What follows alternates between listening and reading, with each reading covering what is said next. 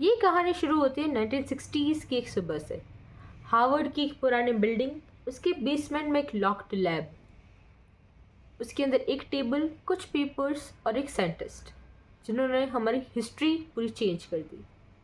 Professor रोजेंथाल।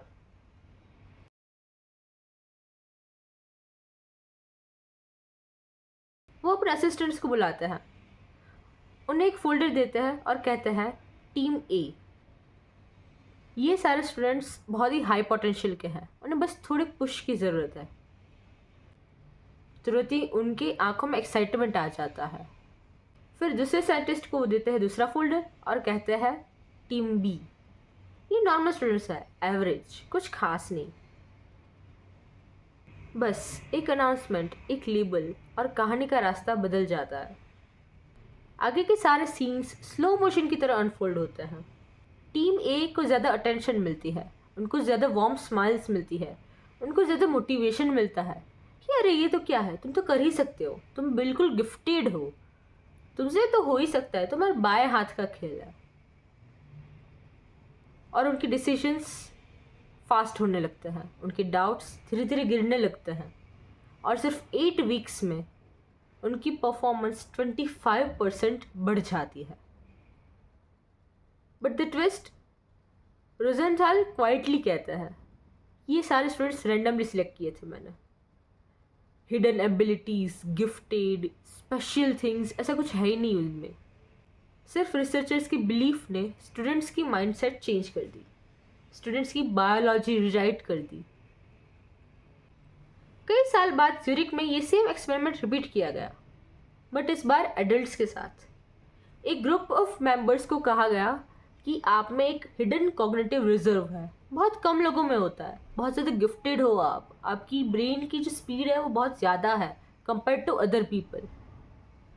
Task same थे, चीज़ें सारी सेम थी, टाइम भी सेम था, लेकिन सिर्फ 40 मिनट्स में उस ग्रुप के पीपल की ब्रेन्स 89% फास्टर रिजल्ट्स प्रोड्यूस करने लगे।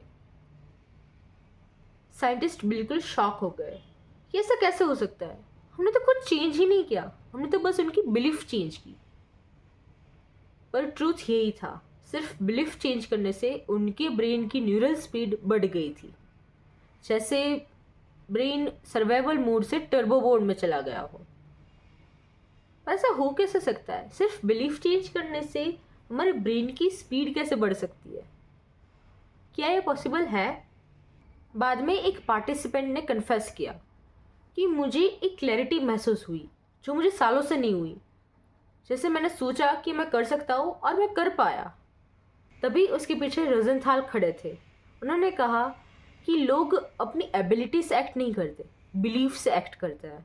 अगर आप किसी इंसान को उसका फ्यूचर दिखाओ और अगर उसमें वो बहुत ज़्यादा सक्सेसफुल हो और अगर वो मान ले कि ये फ्यूचर सही है, ये बिल्कुल रियल है, तो उनके एक्शन सारे उस फ्यूचर की तरफ बेंड हो जाएंगे, उसी डायरेक्शन में वो जाने लगेंगे।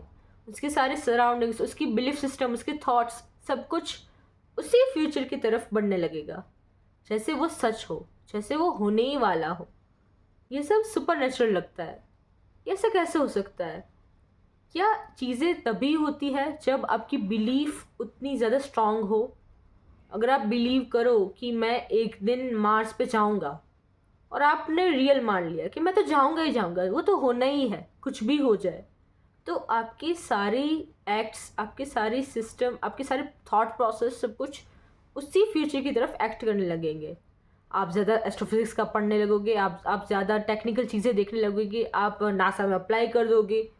पर इसमें भी एक फिक्स्ड प्रोसेस है कि आप उससे बिलीव करना है। आपको ओवर कॉन्फिडेंट नहीं होना है कि मैं नासा में अप्लाई किए बिना, इसरो में अप्लाई किए बिना, कहीं भी अप्लाई किए बिना ऐसे ही मार्स पे पहुंच जाऊंगा, ऐसे ही मार्स में पहुंच जाऊंगा। ऐसा थोड़ी होता है, आपको उसकी तरफ एक्ट करना पड़ता है, आपके ब्रेन को उस तरफ, उस डायरेक्शन में अपने एफर्ट्स लगाने पड़ते हैं, अपने एफर्ट्स लगाने पड़ते हैं, तभी ये सब हो पाता है, वरना नहीं हो पाता। तो ये बिलीफ भी क्या कंट्रोल्ड होनी चाहिए? अगर किसी को बार बार कहा जाए you are flawed, you are a failure, तुमसे नहीं होगा, तुम ये ट्राई भी क्यों कर रहे हो, तो उनका ब्रेन उसे कंफर्म कर देता है। नेगेटिव एक्सपेक्टेशंस न्यूरल प्रोसेसिंग को स्लो कर देती है, almost as much as chronic fatigue. जैसे किसी ने ब्रेन के अंदर एक इनविजिबल ब्रेक लगा दिया हो और इंसान धीरे धीरे वही बन जाता है जो दुनिया ने उसके बारे में लिख दिया, किसी और की स्टोरी जिसे वो अपनी समझ लेता है। हार्वर्ड के एक साइंटिस्ट ने कहा था, we become who others think we are unless we realize that the voice isn't hours.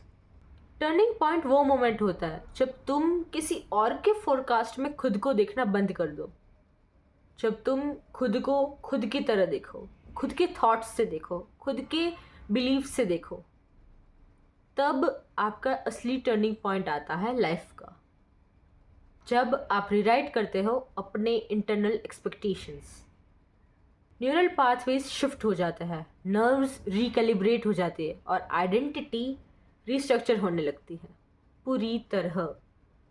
और इसमें लगता है रफली 63 डेज।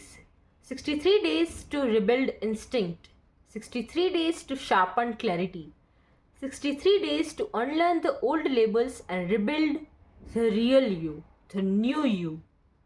जब तुम किसी और की कहानी का बोझ उतार देते हो, तभी तुम्हारी असली कहानी शुरू होती है। रोजेंथल इफेक्ट का सच बिल्कुल सिंपल है, वो कोई जादू मंत्र नहीं है, मैजिक नहीं है, पर वो तुम्हारे मन के अंदर, तुम्हारे ब्रेन के अंदर, तुम्हारे माइंड के अंदर एक कल्चर बना देती है, जैसे एक हवा। और ये हवा या तो तुम्हें लिफ्ट कर सकती है या तो तुम्हें ड्रैग डाउन कर सकती है। अब आपको चूज़ करना है कि आप कौन सी हवा में रहना चाहते हो। और इसे आप इस बात से भी रिलेट कर सकते हो कि कुछ लोगों को कहीं और जाके, कहीं बाहर जाके, कहीं अब्रॉड जाके ही क्यों सक्सेस मिलती है, क्योंकि वहाँ पे वो लोग नहीं होते जो आपको ड्रैग डाउन करते हैं, जो आपके माइंडसेट में ये चीज़ डाल देते हैं कि आपसे नहीं होगा, आपसे हो ही नहीं सकता, तुम ये कर ही नहीं सकते। तभी उन लोगों को सक्सेस मिलती है। तो अगली बार जब आपको कोई कहे कि तुमसे नहीं होगा, तब आपको याद रखना है कि वो जो कह रहे हैं वो उनकी वॉइस है, वो उनकी बिलीफ सिस्टम है, हम वो नहीं है, हम हमारे अंदर की बिलीफ सिस्टम है। अगर आप मानते हो कि आप कर सकते हो तो आप कुछ भी कर सकते हो, होने के लिए तो कुछ भी हो सकता है, एवरीथिंग इज पॉसिबल।